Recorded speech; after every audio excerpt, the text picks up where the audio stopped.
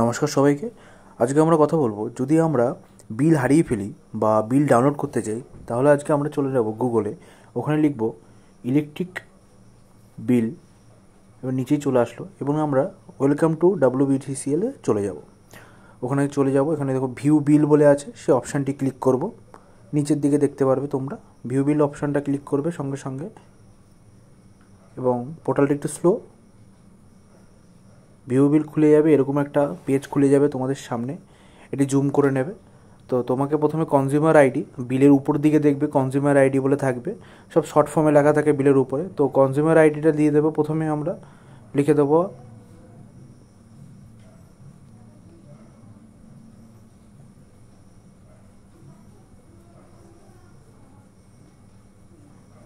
এবং পরে আমরা এরপরে একটি থাকে ইনস্টলেশন নাম্বার।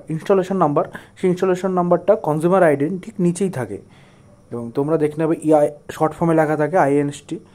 তো ওটাও দিয়ে দেবে।